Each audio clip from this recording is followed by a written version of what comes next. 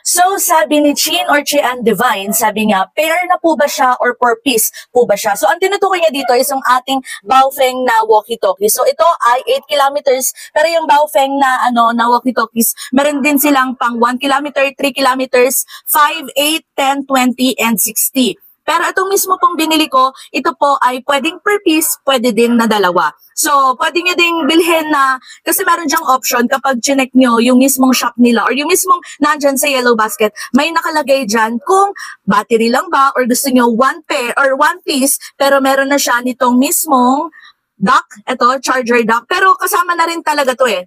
So, ayan, kung gusto nyo ng ganyan, isang set or meron din siyang additional na battery. Pero kasama din ito, may kasama din tong earpiece or headphone or earphones ko naman tawag na dyan.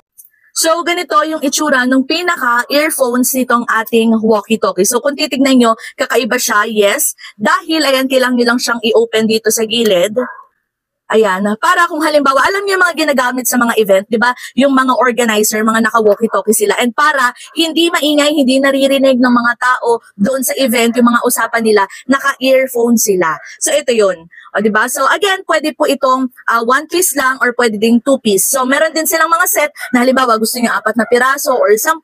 So, i-check niyo na lang din po na andyan sa Yellow Basket. Ilalagay ko ang iba't ibang klase ng walkie-talkie, i-check out nyo na. So, okay na okay to kapag kayo ay nagawa ng inyong mga go bags.